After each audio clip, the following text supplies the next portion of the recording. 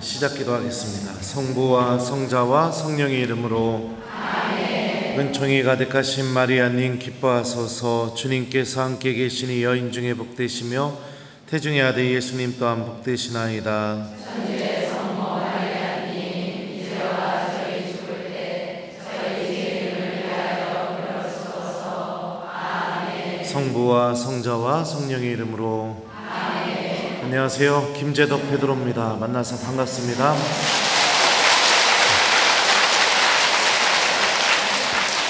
네, 저는 로마에서 8년 정도 성경 공부했고 지금은 수원 가톨릭대학교랑 대전 가톨릭대학교에서 학사님들 성경 가르치고 있습니다. 그리고 천안 원성동 성당 주임 신부로 이렇게 있어요. 그래서 전 참 제 자신이 별 볼 일 없는 사람이라고 생각하는데, 근데 저를 너무나 많이 좋아해 주셔가지고, 근데 왜 나를 좋아해요? 아주 환장할 것 같습니다. 유튜브도 우리 본당 교우들 보라고 이렇게 하기 시작했는데, 우리 교우들보다는 이제 다른 교우들이 더 많이 보고 있고, 그래서 제가 뜻하지 않은 것과 또 하나님께서 다른 쪽으로 저를 인도하시고 계시는구나, 요즘 이런 것을 이렇게 체험을 많이 하면서 살아가고 있습니다. 우리 구역장 반장님들이시죠? 네. 여러분들도 마찬가지입니다. 우리가 제일 중요한 것은 무엇이냐면, 사제도 그렇고 구역장 반장들도 그렇고 교회의 모든 봉사자들은 내 뜻이 아니라 하느님의 뜻을 내가 알아듣고 그 뜻에 순명하면서 살아가는 것이 굉장히 중요합니다. 마치 내 뜻이 하느님의 뜻인 것처럼 그렇게 주장하면서 또 그 뜻을 이루기 위해서 내가 막 억지를 부리면서 교회 일을 하게 되게 되면 일어나게 되는 첫 번째 표징이 뭐냐면, 첫 번째가 뭐냐면 사목자에 대해서 내가 불만이 생기기 시작해요. 그리고 왜요? 내가 순명하는 법을 잃어버렸으니까요. 그리고 나와 함께 봉사하는 모든 사람들이 다 아파합니다. 근데 제일 중요한 건 뭐냐면, 정작 본인은 그 사실을 하나도 몰라요. 왜냐하면 자기밖에 모르는 사람이기 때문입니다. 항상 하느님께 열려있는 사람들은요, 들을 줄 알고 그리고 바라볼 줄 알고 성찰할 줄 압니다. 그런데 그 세 가지가 사라져버린 사람들은요, 자기밖에 모르는 사람들이에요. 그래서 본당 일도 자기 뜻대로 돼야 되는 것이고, 신부님 사목도 자기 뜻대로 돼야 돼요. 그리고 구역과 반에서 벌어지는 모든 일도 내 뜻대로 돼야 됩니다. 이게 굉장히 불행한 사람의 모습이죠. 사랑해봤죠? 사랑도 안 하고 결혼하셨나 봐요. 사랑하게 되면은 여러 가지 현상들이 우리들 안에서 나타나게 됩니다. 내가 자꾸 무엇인가를 주고 싶어지게 되고, 그죠? 속상한 이야기를 했어도 나 속상하다고 얘기도 하지만 또 그 사람 입장에서 또 생각해보고, 이런 마음이었겠구나, 이렇게 좀 공감하는 능력도 생기게 되고요. 또 사랑하게 되면은 대표적으로 나타나는 현상 중에 하나가 뭐냐? 바로 순명하게 되어 있습니다. 사랑하면 순명하게 되어 있어요. 그거는 시키지 않아도 내가 순명하는 게 너무 기뻐요. 그게 제가 예전에 고등학교 때 여자친구를 사귀었었는데, 그 여자친구 아이가 저한테 한번 그랬어요. 오빠, 나 소원이 있어. 하고, 뭔데? 그랬더니, 난 오빠가 우리 학교 교문 앞에서 꽃다발 들고 한 번만 서 있었으면 좋겠어. 하고 제가 그랬어요. 말도 안 되는 소리 하지 말라고. 왜냐하면 그 아이가 여고를 다녔거든요. 여고. 말도 안 되는 소리 하지 마. 나 못해. 그랬거든요. 근데 그 말이 계속 마음속에 남는 거예요. 그래가지고는 어떻게 했느냐? 결국 미련하게 꽃집 가서 꽃 사가지고 여고 하굣길 앞에 제가 꽃다발을 들고 서 있었습니다. 왜 이런 일이 벌어지게 될까요? 맞아요. 사랑하게 되니까. 사랑하게 되면 순명하게 되어 있고, 그 미련하게 여겨지는 요구도 내가 순명함을 통해서 내가 어떤 마음이 드느냐? 더 기뻐져요. 더 행복해지고. 그러니까 여러분들, 순명은 사랑의 질서입니다. 내가 순명하지 못하고 있고, 내가 자꾸만 내 입에서 불평, 불만이 나오고 있고, 자꾸만 상대방이 나에게 순명하기를 바라는 그런 마음이 들게 되면은 나는 가장 중요한 걸 잃어버린 겁니다. 그게 뭐냐? 사랑입니다. 누구에 대한 사랑이냐? 하느님에 대한 사랑이에요. 하나님을 사랑하기 때문에 본당 신부님을 사랑할 수밖에 없는 거예요. 왜요? 하느님의 뜻이 본당 신부님을 통해서 이루어지기 때문입니다. 이게 여러분들 참 말이 안 됩니다, 뭐 이렇게 생각할지 모르겠지만, 하나님은 말이 안 되는 방법으로 지금까지 구원의 역사를 이루어오셨어요. 처녀였던 성모님에게서 예수님이 태어나게 하는 그 말이 안 되는, 이성적으로는 말이 안 되는 일을 통해서 그런 일들을 하셨고, 예수님도 보죠. 어부들이었어요. 제자들이. 글도 모르던 그 무식한 사람들. 또 오늘 마테오 축일이죠. 돈으로 죄 짓던 세리들, 그런 사람들 불러가지고 교회의 사도로, 그리고 교회를 세우는 사람으로, 완전히 새로운 사람으로 바꿔놓으시게 되죠. 말도 안 되는 방법으로 하나님은 일을 하십니다. 왜 이런 방법을 선택하실까요? 말도 안 되는 방법이지만 사랑하게 되면 그 안에 담겨져 있는 하나님의 신비를 볼 수 있기 때문에, 하나님을 사랑하는 이들만이 주님께서 이 말도 안 되는 상황을 통해서, 또 이렇게 볼품없는 사람을 통해서 당신의 일을 하고 계시다는 것을 알아볼 수 있기 때문입니다. 이게 하나님의 방식이에요. 저는 인간적으로 따지면 뭐 이렇게 로망카라 하고 있으니까 굉장히 좋은 신부님처럼 여러분들이 볼 수 있을지 모르겠습니다. 근데 예수님과 제 자신만 알고 있는 아주 은밀한 것들이 많이 있죠. 예수님이 야, 너 이랬잖아 이러고 들추기만 시작하게 되면은 고개를 들 수 없을 정도로 제가 주님 잘못했습니다 하는 것들이 분명히 있죠. 그런데 중요한 건 뭐냐면, 그렇게 볼품없고 나약하다는 것 주님이 다 알고 계시는데, 이렇게 볼품없는 저를 통해서 정말 놀라운 일들을 많이 하고 계십니다. 제가 코린토 2서 말씀 좀 잠깐 들려드릴게요. 우리는 이 보물을 질그릇 속에 지니고 있습니다. 그 엄청난 힘은 하느님의 것으로 우리에게서 나오는 힘이 아님을 보여주려는 것입니다. 우리는 온갖 환난을 겪어도 억눌리지 않고, 난관에 부딪혀도 절망하지 않으며, 박해를 받아도 버림받지 않고, 맞아 쓰러져도 멸망하지 않습니다. 우리는 언제나 예수님의 죽음을 몸에 짊어지고 다닙니다. 우리 몸에서도 예수님의 생명이 드러나게 하려는 것입니다. 우리는 살아있으면서도 늘 예수님 때문에 죽음에 넘겨집니다. 우리의 죽을 육신에서 예수님의 생명도 드러나게 하려는 것입니다. 바오로 사도가 자신의 사도직에 대해서 코린토 신자들에게 설명했던 부분입니다. 저는 어디에서든지 구역장 반장 교육 해달라고 하면 첫 번째 교육은 이 말씀으로 항상 시작을 합니다. 엄청난 힘이, 또 엄청난 힘을 갖고 있는 보물이 질그릇 속에 담겨져 있다. 이게 사도직이다 라고 바오로가 이렇게 설명을 해요. 질그릇은 보물을 담을 수 있는 그릇이 아니죠. 그죠? 네. 깨지기 쉬운 그릇, 이게 질그릇이에요. 여러분들 보통 보물은 어디다 담아두나요? 금고. 네.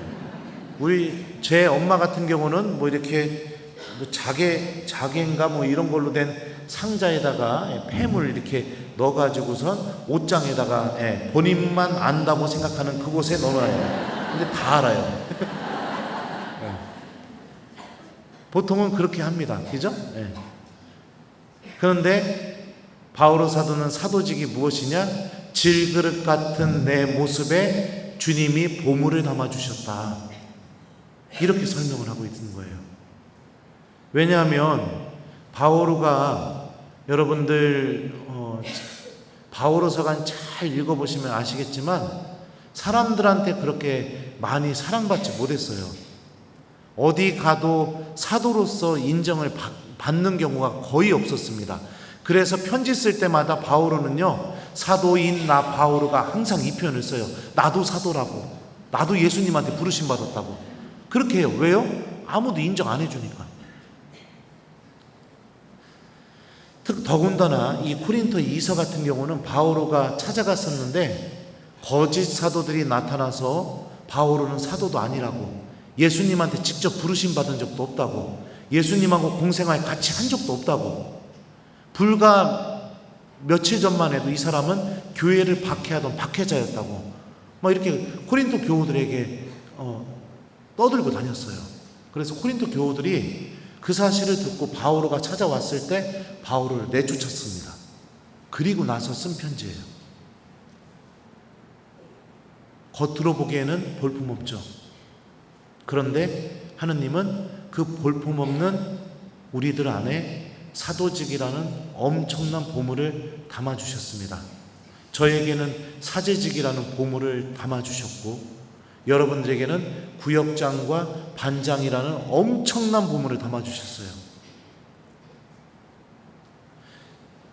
제가 겉으로 보기에는 저 굉장히 형편없는 사람이라고 생각합니다. 배 나왔어요. 요즘은 나이 먹어서 머리도 빠지고 있습니다. 이쪽도 머리가 하얗는데 어제 평화방송에서 강의 녹화했었는데 미장원 하는 저희 분당 자매님이 저녁 8시 반인가 넘었는데 막 신부님 그러고 가셨다가는 본당 망신시킨다고 당장 오시라고 막 해갖고 끌려가갖고 머리 염색하고 막 머리 깎고 그랬어요. 지금은 좀 젊어 보이죠. 믿음이 강하냐? 저 그렇게 믿음이 강한 사람도 아닙니다. 그리고 신학생 때는 가장 힘든 것 중에 하나가 뭐냐면 기도하는 거였어요. 새벽부터 기도하는 거. 그게 너무 힘들었어요. 맨날 졸아가지고선 불려가서 혼나고 또 불려가서 혼나고 또 불려가서 혼나고 그랬습니다. 성격도 얼마나 급한지 제가 본당에서 이렇게 뒤에서 복사 아이들하고 입당하잖아요. 그러면은 저는요 걸을 때 제 발보다 머리가 더 앞에 있어요.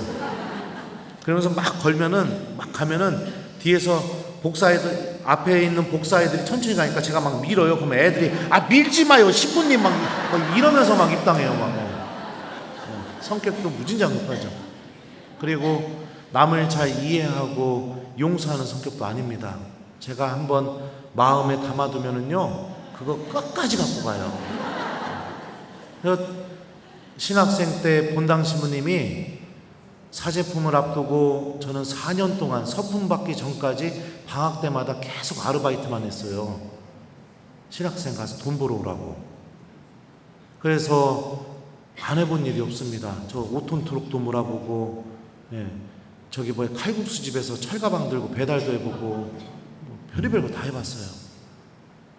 근데 학년이 올라갈수록 제 동창 신부들은 본당에서 예비자 교리도 해봤다, 뭐 강론도 어린이미사 강론도 해봤다, 신부님하고 같이 공성체도 다녀봤다, 뭐 이런 거를 방학 끝나면 얘기해 주는데 저는 딱 방학 끝나자마자 와서 할 얘기가 뭐냐? 나는 보도블록 깔러 다녔어 이번 방학 때.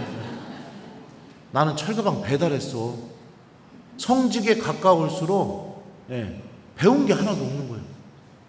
그 신부님이 너무 미웠죠.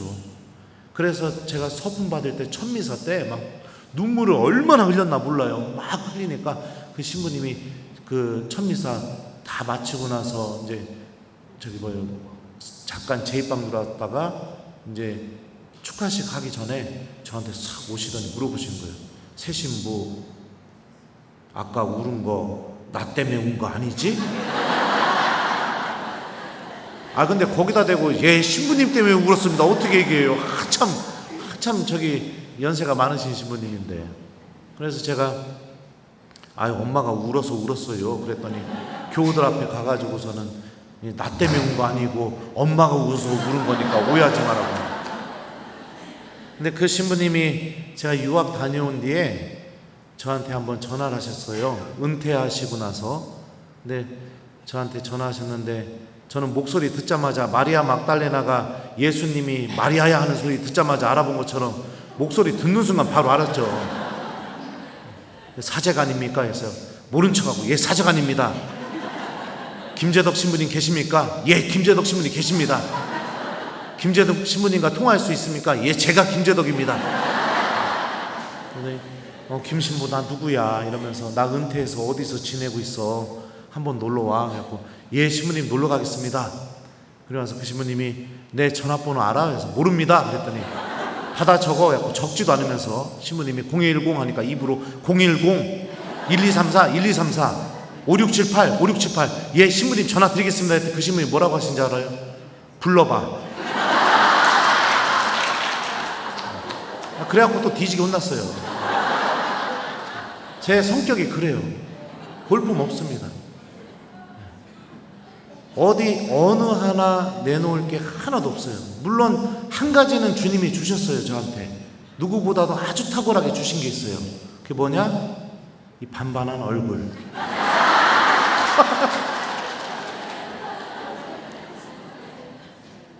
그런데 제가 이제 서품 받은 지가 올해가 16년째입니다. 사제로 살아온 지. 근데 올 초에 성령기도회 전국에 있는 성령 쇄신 봉사회에서 저한테 강의를 해달라고 막 이렇게 불렀어요. 근데 저는 이제 성서를 전공했기 때문에 제가 가장 잘할 수 있는 건 뭐냐면 성경 본문 하나 같이 읽고 그 본문 안에 담겨져 있는 의미들 분석해주고 그리고 이 저자가 이 본문을 통해서 우리에게 어떤 메시지를 이야기한다. 이거를 강의하는 게 제가 가장 잘하는 강의예요. 이 강의는 신학교에서 하고 있죠, 지금. 근데 이제 성령, 또 레지오 마리의 단원들이 또 엄청나게 불러서 성모님, 전공과는 다른 것들을 이렇게 강의하러 다니고 있는데,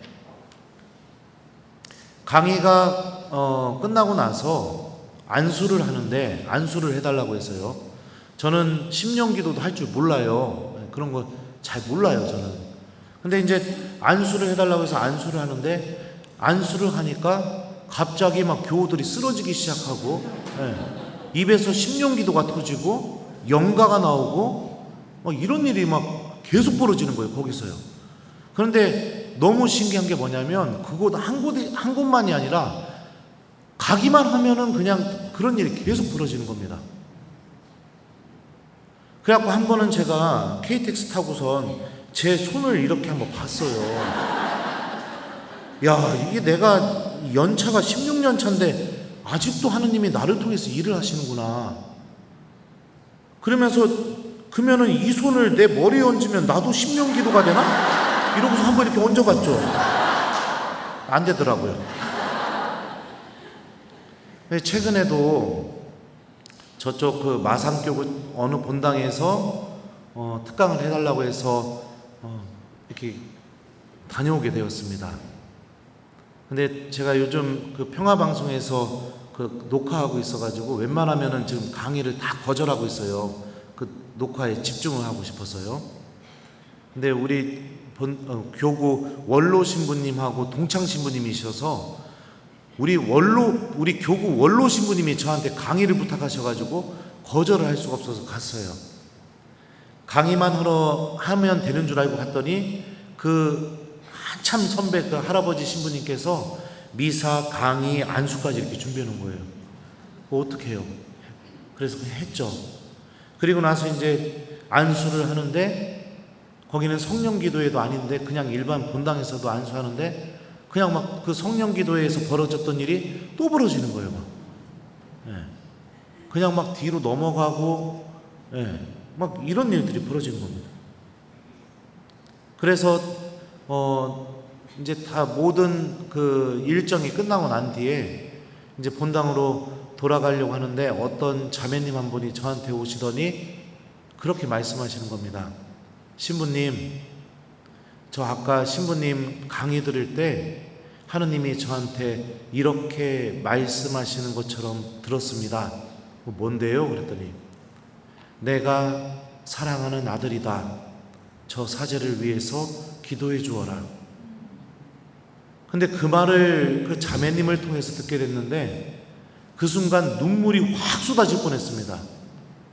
사제 생활 16년 동안 살아오면서 제 이기심과 욕심 때문에 못된 짓 했던 것도 너무나 많고, 그리고 교우들 앞에서는 참 좋은 신부님으로 보여지지만 제 속이 얼마나 더러운지도 제가 너무 잘 알고 있고, 그런데 주님이 저를 사랑하신대요. 사랑하는 아들이래요. 그래서 저를 위해서 기도해 주래요.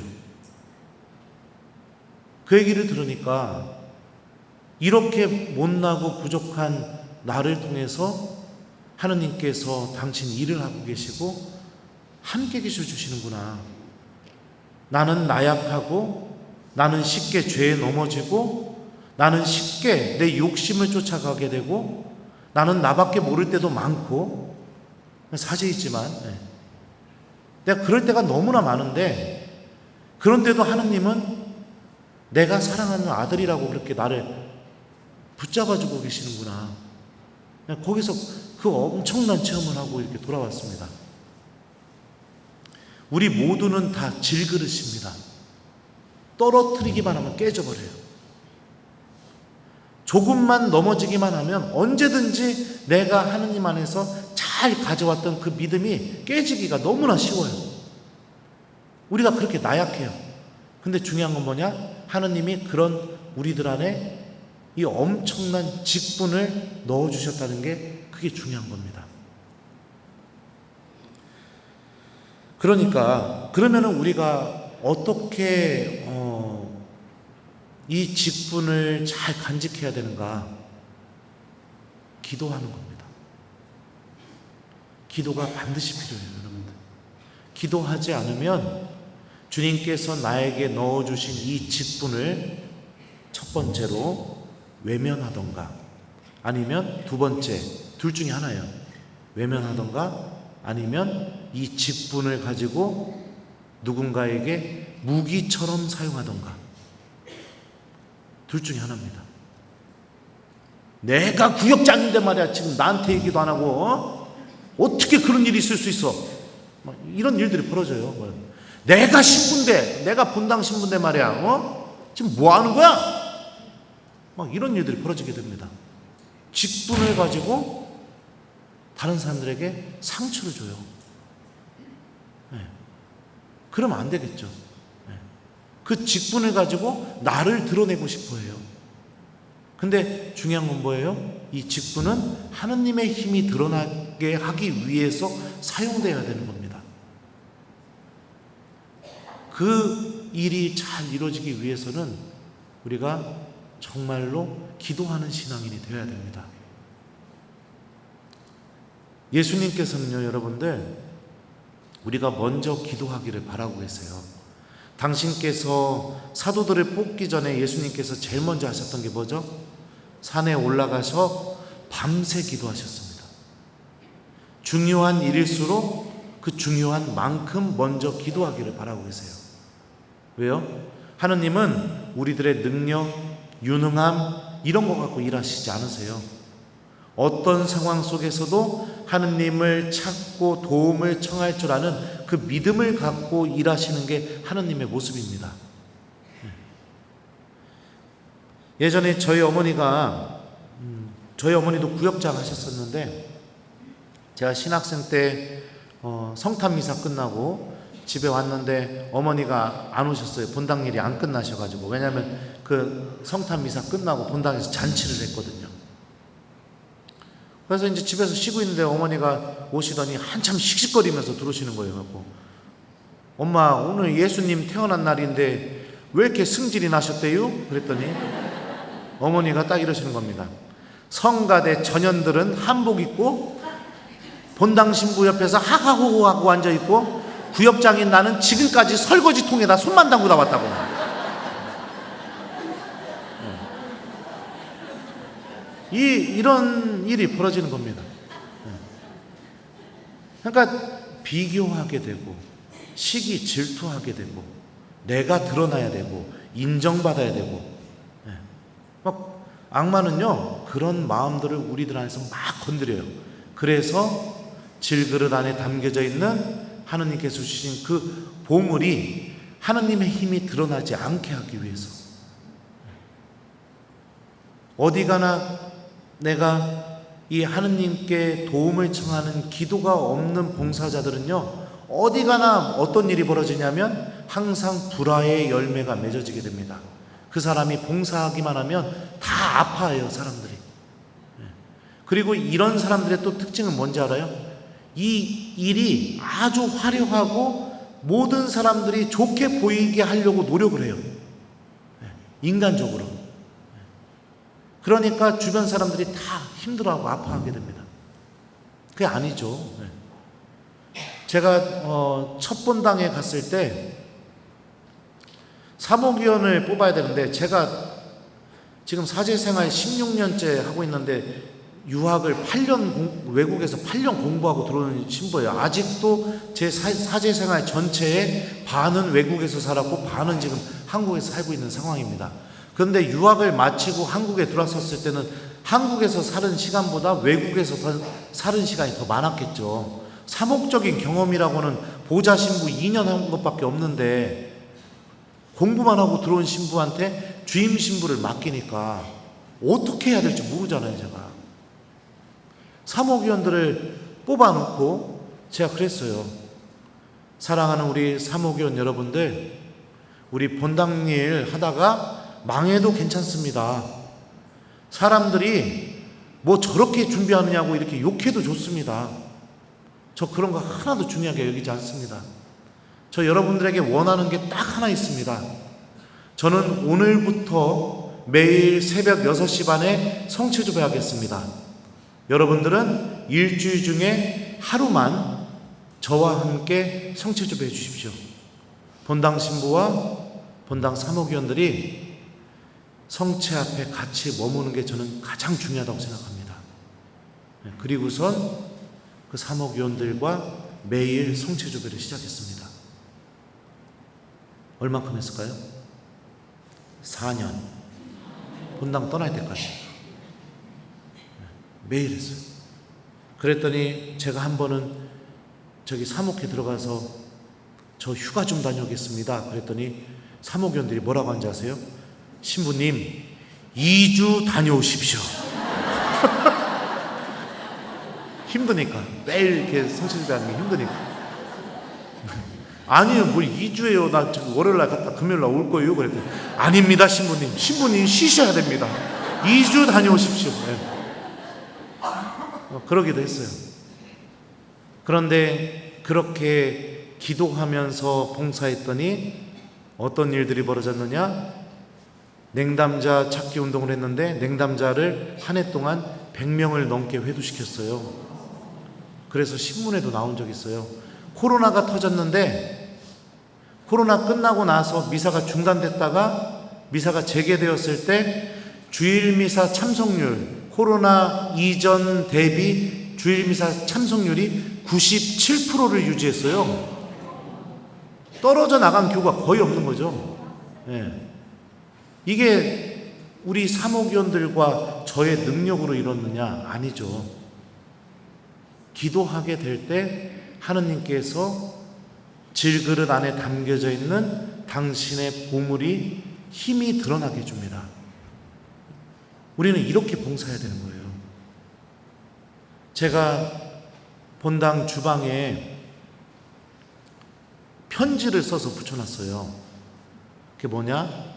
우리 문 열고 들어가서 그 뭐죠? 본당 주방 그 전등 켜는데 거기다가 그 다음에 딱 그 설거지 하려고 탁 쓰면은 눈에 보이는 그 정면에다가 가스불 켜는데 거기 정면에다가 다 붙여놨어요. 제가 그 뭐라고 붙여놨느냐? 사랑하는 자매님, 오늘도 본당을 위해서 열심히 봉사해 주셔서 감사합니다. 그런데 성체조배 하셨나요? 예수님은 자매님이 봉사하기 전에 먼저 자매님을 만나고 싶어 합니다. 오늘도 본당을 위해서 열심히 봉사해 주셔서 감사합니다. 주임 신부 김재덕 베드로. 그렇게 붙여놨더니 싸움이 사라지는 겁니다. 서로 굳은 일을 하려고요, 교우들이. 이게 기도의 힘인 거예요. 주님이 나를 움직이게 만들어야지 내가 내 힘으로 뭔가를 막 해서 실적을 올리고 눈에 보이는 성과를 내고 그리고선 어떡합니까? 그 성과 가지고 자랑하고 이거는 하나님께서 원하시는 봉사가 아닙니다. 바오로는요 이렇게 설명하죠.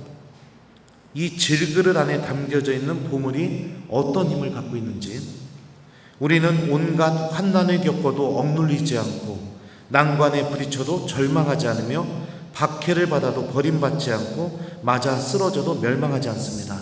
여기서 사용됐던 동사들의 시제가 분사 형태로 되어 있습니다. 그 분사가 뭐냐면요, 동시성을 의미해요. 그러니까 어떤 일이 벌어지느냐, 환난을 겪을 때 억눌리지 않게 하는 하느님의 도움이 같이 공존하고 있는 겁니다.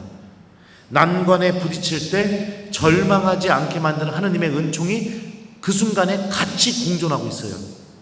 박해를 받을 때 내가 절대로 버림받지 않는다는 그 은총이 같이 공존하고 있는 것이고요, 내가 맞아 쓰러지는 순간에 멸망하지 않는다는 은총이 같이 공존하고 있는 겁니다. 이게 질그릇 안에 담겨져 있는 보물이 갖고 있는 힘이에요. 그러면 같이 은총이 공존하고 있다면 이 은총을 내가 바라보고 여기에 희망을 두면서 여기에 믿음을 두고 내가 용기를 내야 될 거 아니에요. 그죠? 그럼 어떻게 바라봐요? 1번, 마음에 안 드는 저 자매 험담하면서 바라본다. 2번, 내가 그동안 이렇게 열심히 봉사했던 거 다 늘어놓으면서 이 일은 나밖에 할 수 없다. 그런 식으로 은근히 자랑하고 뽐내면서 바라본다. 3번, 어떤 봉사를 시작하든지 조용히 먼저 성체 앞에 앉아서 예수님께 도움을 청하면서 바라본다. 몇 번이에요? 그렇게 실천하고 계세요? 네? 하고 있어요? 네, 이제부터 하셔야 돼요. 하셔야 돼요. 여러분들 10초라도 20초라도 1분이더라도 항상 어떤 일을 하든지 간에 성호경을 먼저 긋고 성당에 앉아서 성체 앞에 계시는 예수님께 도움을 청해야 됩니다. 그래야 여러분들의 봉사가 하나님께서 원하시는 열매들을 맺어내게 될 수 있는 겁니다. 기도하지 않는 신앙인은요, 봉사할 때 자신의 능력만 생각합니다. 유능함만 생각해요.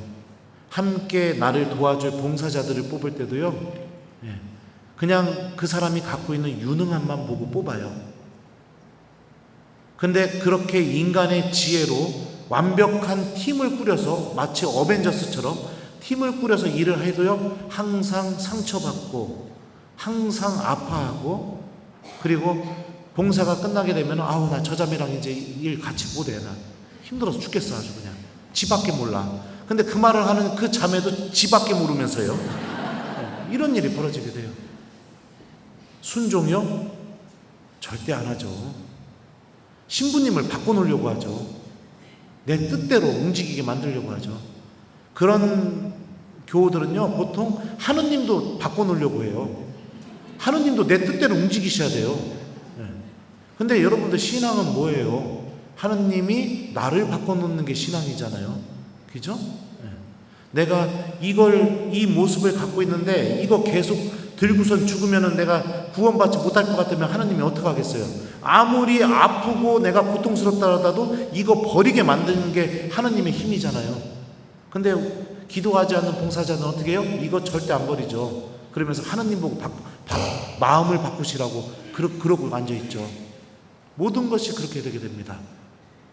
사랑의 질서인 순명, 순종이 싹 사라져버리게 돼요.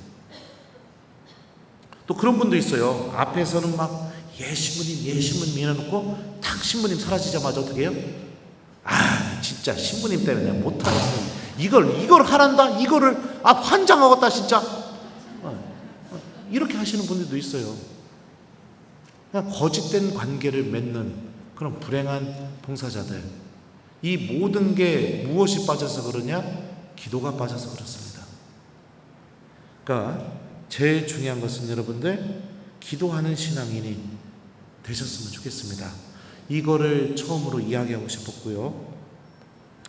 두 번째는 또 무엇이냐? 제가 또 말씀 한 구절 읽어드릴게요. 또 코린토 2서 말씀인데요. 하느님께서는 그리스도 안에서 세상을 당신과 화해하게 하시면서 사람들에게 그들의 잘못을 따지지 않으시고 우리에게 화해의 말씀을 맡기셨습니다. 그러므로 우리는 그리스도의 사절입니다. 하느님께서 우리를 통하여 권고하십니다. 우리는 그리스도를 대신하여 여러분에게 빕니다. 하느님과 화해하십시오.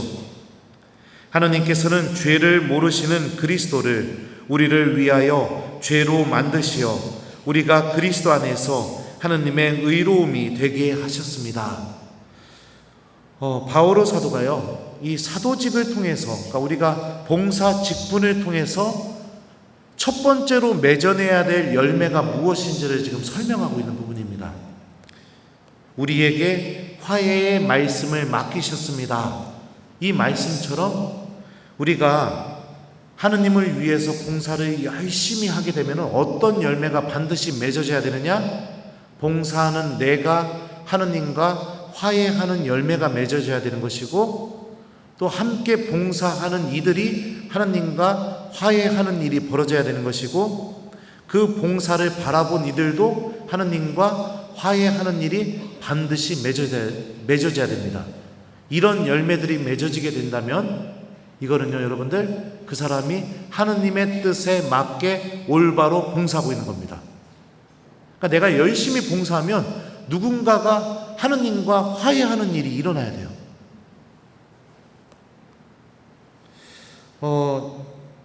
저는 강론을 우리 본당 교우들 보라고 유튜브에 올리고 있거든요.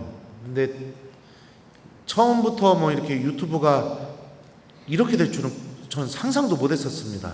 처음에는 제 강론 많이 봐야 한 20명, 30명 이렇게 보고 그랬어요. 근데 그리고 또 이거를 시작하게 된 계기도 코로나 시대 때 미사가 중단되어서 교우들 냉담할까봐 유튜브로 생중계 내보내주고, 그리고선 미사 끝날 때 항상 나 성채 들고 1시간 동안 성당 입구에서 기다릴 테니까 이 방송 본 교우들 다 와서 성채 모시고 가요. 안 오기만 해봐. 나 1시간 동안 기다릴 거예요. 알았슈?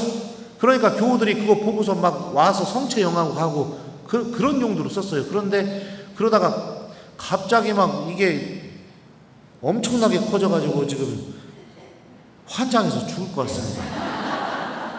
뭐 개인 생활이 이제 없어요. 그러니까 한 번은 제가 서울에 어디 본당 특강 가갔는데 이렇게 지하철 타고선 저도 이렇게 붙잡고 가고 있는데 제 앞에 앉은 자매님이 뭘 보면서 막 웃어요. 그래가지고 이어폰 꽂고, 그래서 뭐 보나고 봤더니 제 강론 보고 있는 거예요. 내가 아는 척 하려다가 그러면 난리 날 것 같아서 옆에 칸으로 도망갔어요, 제가. 그래서 유튜브를 그만둘까 고민도 하고 있는데, 안 된다는 의견이 너무 많아서 그만둘 수도 없고, 그래서 여러분들에게 이 강의 내용과는 좀 벗어난 얘기지만 소심하게 마음을 담아 한 가지 청을 올립니다. 구독과 좋아요.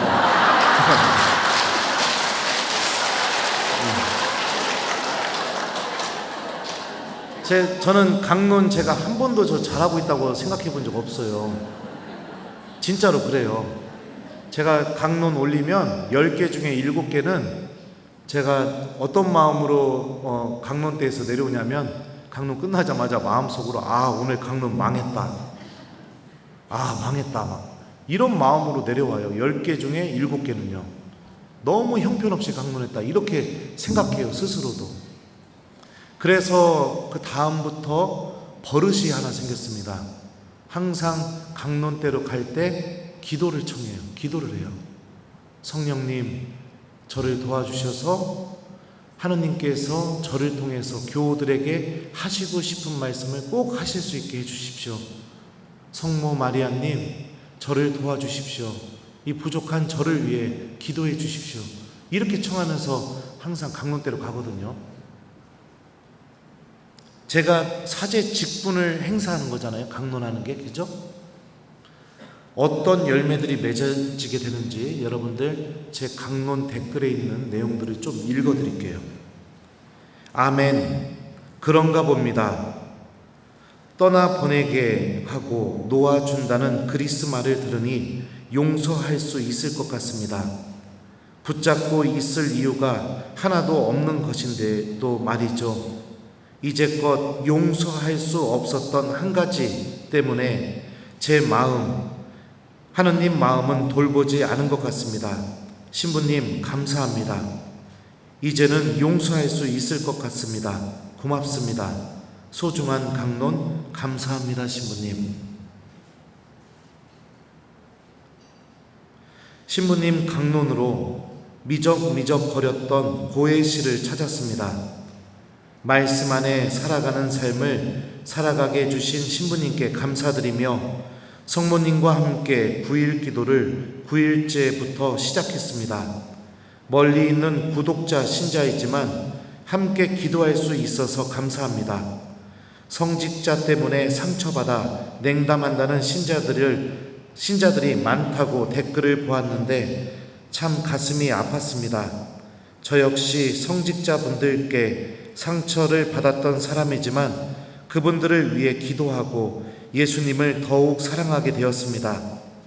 더위에 건강 조심하시고 성령께서 늘 함께 하시니 신부님께서도 힘내십시오. 삶의 고난 중에 있지만 주님을 찬미하며 이 모든 것에 감사드립니다.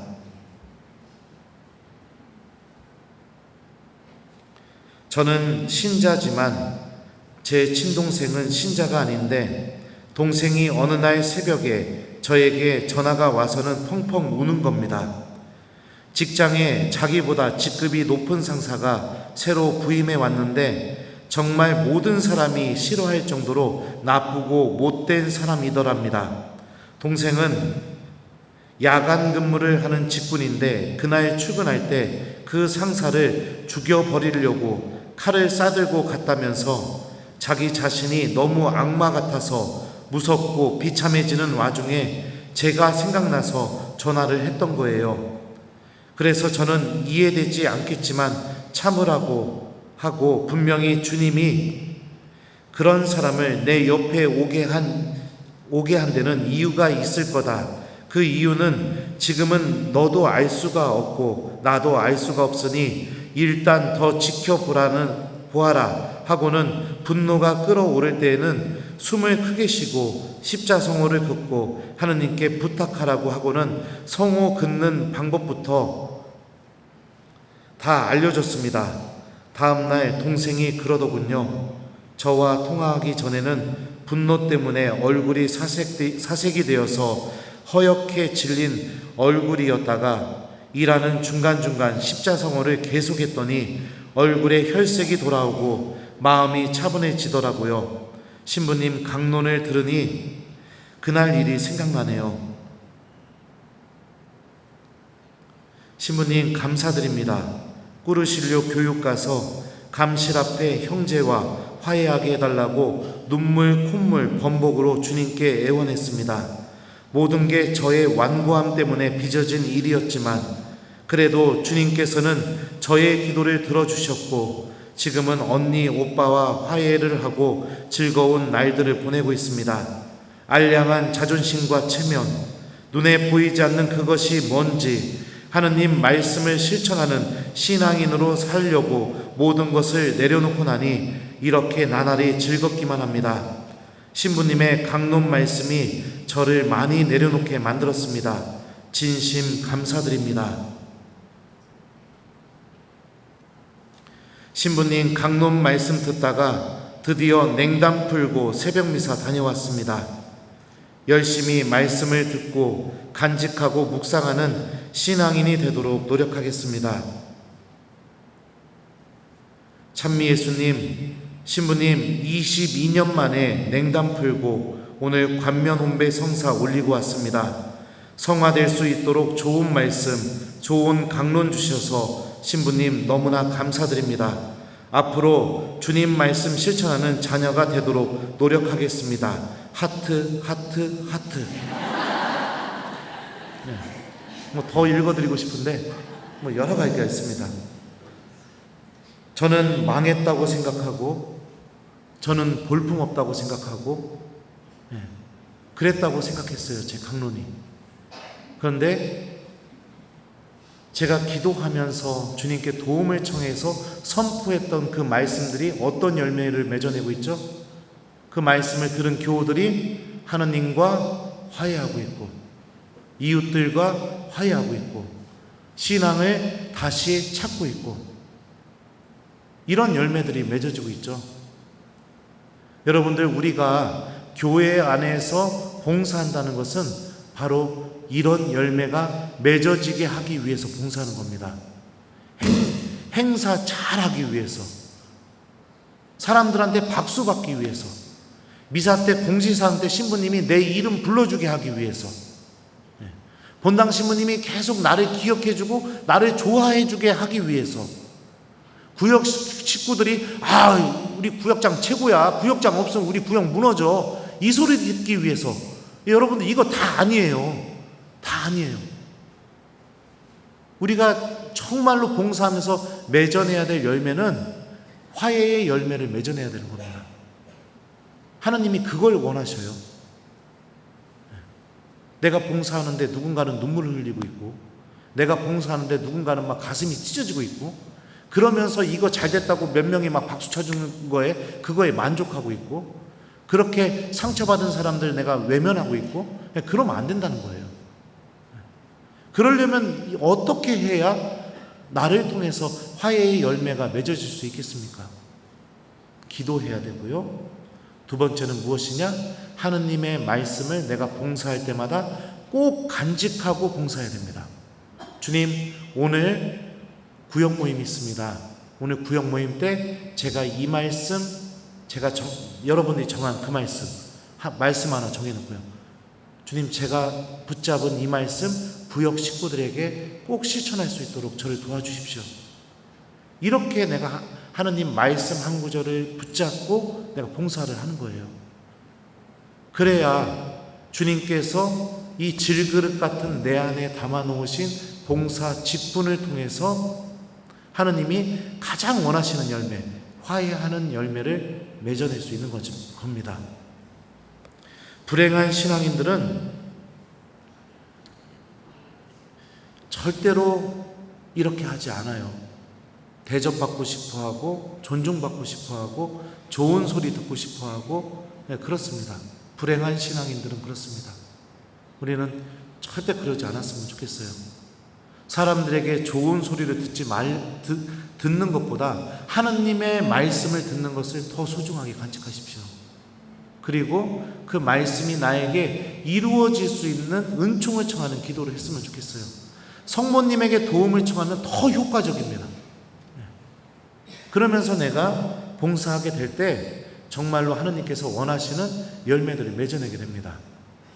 제가 한 번은 또 이것도 유튜브에서 강의해가지고 또 많이 아는 얘기일 수도 있어요. 유학 중에 잠깐 주교님이 한국에서 방학 지내고 이렇게 돌아가도 된다 허락해 주셔갖고 잠깐 이렇게 한국에 왔다가 방학을 지내고 로마로 다시 돌아가는 비행기였었습니다. 그 비행기에서 이제 비행기 타서 이제 성물도 하고 제가 해야 될 기도하고 그리고 나서 앉아서 이제 영화도 보고 이러고 있는데 갑자기 스튜어디우스 자매님 한 분이 저한테 슥 보시더니 이러는 거예요. 신부님이시죠? 그러는 거예요. 예? 그랬죠. 왜냐면 사복 입고 있었거든요. 신부님 맞죠? 그때는 저 유튜브 할 때도 아니었어요. 어떻게 하셨어요? 그랬더니 신부님 저도 신자예요. 이러더니 확 가는 거예요. 그러더니 좀 지나니까 막 먹을 거를 막 저만 따로 막 갖다 주는 거예요. 이거는 막 이코노미에서 이런 게 나온 이런 음식이 있나 할 정도로 막 맛있는 것만 저한테 계속 갖다 주는 거예요. 막 먹으라고. 그거 막 먹었죠. 먹었더니 이제 그 자매님이 저한테 오더니 사람들 다 자고 있으니까 면담을 하고 싶대요. 그래서 제가 여기서 무슨 면담을 해요? 그랬더니 따라오라고. 그러더니 따라갔죠. 그랬더니 거기 좀 이렇게 비싼 자리에 거기에 잠깐 앉았어요. 둘이 앉아가지고서 거기서 이제 그 자매의 이야기를 들어주게 됐어요. 얘기를 듣다 보니까 이게 계속 비행기 타야 되니까 주의를 못 지켜서 자연스럽게 냉담을 하게 된 거예요. 처음에는 묵주 들고 이렇게 대송 바치고 하는데 이게 계속 몇 년이 되다 보니까 물리적으로 이제 슬슬 기도가 사라지게 되고 그러다 보니까 냉담을 하게 된 거예요. 그래갖고 이제 얘기를 들으면서 제가 자매님 그래도 하느님은 자매님 절대 잊지 않고 있다고, 그러니까 다시 묵주 잡으셨으면 좋겠다고 그렇게 얘기해주고 막 했어요. 그랬더니 그 자매님이 저한테 그러는 거예요. 신부님 저 그러면 로마 도착하게 되면 3일 쉬었다가 다시 한국으로 돌아가는데 그 쉬는 기간에 신부님께 고해성사 보러 가도 되냐. 그래갖고 제가 와라. 그래갖고 제가 로마 제 휴대폰 전화번호도 적어주고 제가 사는 기숙사도 적어주고 그랬어요. 주소도. 그랬더니 그 자매가 온 거예요. 근데 스튜어디우스 자매님이니까 얼마나 아름다우세요. 기숙사가 발칵 뒤집혀진 거예요. 신부님들 사는 기숙사가 또 눈이 뒤집어져 갖고 유럽 신부님들이 와가지고 헬로 막 이러고 그래서 거기서 고해성사 주고 그리고 나서 베드로 대성당 데리고 가서 같이 또 거기서 기도하고 강복 주고 그리고 보냈어요. 보내면서 제가 물어봤죠. 자매님 근데 나 신부님인 거 어떻게 알았어요? 그랬더니 그 자매님이 그러더라고요.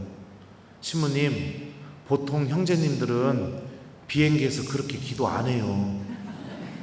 근데 이렇게 기도하시는 모습 보면서 저분은 되게 열심한 신앙인 아니면 신부님 둘 중에 한 분이겠다. 그리고선 자기가 용기 내서 그렇게 물어봤다는 거예요. 성물도 하는 모습 보고. 성물도도 사제 직분이거든요. 그죠?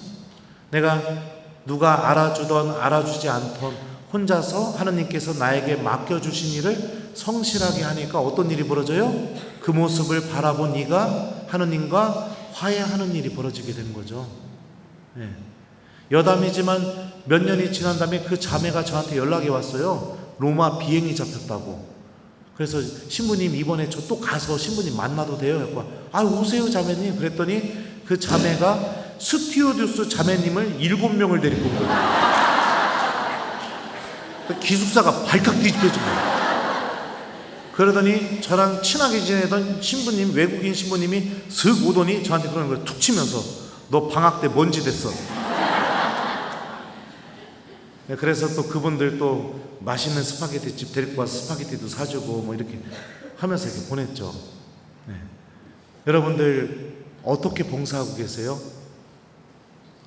여러분들이 맺어내는 열매, 그 열매 안에 하느님과 함께하는 시간이 있습니까?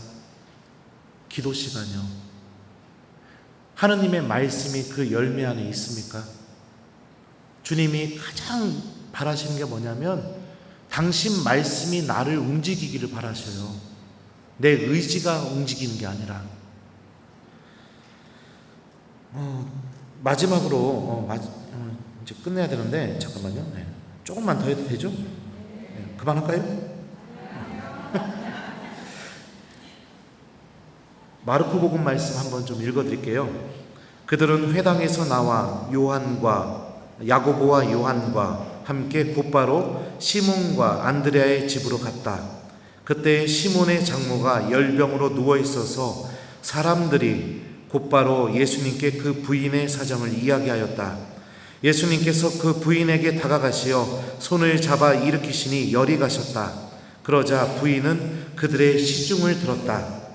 저녁이 되고 해가 지자 사람들이 병든 이들과 마귀 들린 이들을 모두 예수님께 데려왔다. 온 고을 사람들이 문 앞에 모여들었다. 예수님께서는 갖가지 질병을 앓는 많은 사람들을 고쳐주시고 마귀를 쫓아내셨다. 자, 여기서 이 말씀에서요, 여러분들, 아픈 사람들, 마귀 들린 사람들, 시몬의 장모, 누가 예수님께 데려왔고 누가 예수님께 사정을 이야기했습니까? 1번 베드로, 2번 김재덕 신부, 3번 사람들. 몇 번이에요? 맞아요, 사람들이에요. 구역장 반장은요, 이 복음에 나오는 사람들과 같은 역할을 하시는 분들이에요. 본당 신부님이 인간이다 보니까 구역의 모든 사정을 알 수가 없어요. 여러분들이 구역 식구 중에 누가 아프고 누가 좀 이렇게 믿음을 잃을 것 같고 이럴 때마다 신부님께 다가가서 이야기하잖아요. 그러면 어떤 일이 벌어져요? 신부님이 찾아가서 병자성사도 주고 신부님이 만나서 면담도 해주게 하고 그러잖아요. 마치 사람들이 도움이 필요한 사람들을 예수님께 데려가는 것처럼. 여러분들은 이런 직분을 갖고 있는 사람들입니다. 아주 소중한 사람들이에요. 하느님과 교우들을 연결시켜주는 다리 역할을 하고 있는 분들입니다. 이런 중요한 역할을 하고 있기 때문에 그만큼 악의 유혹도 큽니다. 그렇기 때문에 기도와 하느님 말씀으로 우리가 무장되어야 돼요. 이제 진짜 마지막입니다. 마태오복음 마지막 부분에 보면 제자들이 부활하신 예수님을 만나요. 근데 만나는 그 순간에 승천하기 직전이에요. 마태복음, 오늘 집에 가셔서 마태복음 28장 맨 마지막 단락 한번 읽어보세요. 만나는데 제자들은 이미 예수님의 부활 발현을 통해서 예수님을 몇 번 만났었잖아요. 그죠? 승천하기 직전이니까. 그런데 그 부활하신 예수님을 또 보고도 제자들은 어떤 상태로 있었느냐? 마태복음서 저자가 이런 묘사를 해요. 그러나 더러는 의심하였다. 근데 이것도 그리스어 성경 원문을 직역하면 그러나 그들은 의심하였다, 이렇게 번역이 돼요. 그러니까 11제자가 모두 부활하신 예수님을 보면서 의심하고 있었어요. 그런데 예수님은 그 제자들의 의심을 문제 삼지 않습니다. 혼내지 않으셔요. 마르코복음을 보면 예수님이 제자들 의심했다고 뒤지게 혼내세요. 근데 마태복음에서는 안 혼내세요. 그리고 어떻게 말씀하시냐? 너희는 아버지와 아들과 성령의 이름으로 내가 세례를 주고 내가 너희에게 말한 모든 것을 가르쳐 지키게 하여라, 이렇게 하면서 가장 중요한 일을 그 의심하고 있는 제자들에게 맡깁니다. 왜 제자들의 의심이 문제가 안 됐냐면 예수님이 맨 마지막에 이 말씀을 하시거든요. 보라, 내가 세상 끝날까지 언제나 너희와 함께 있겠다.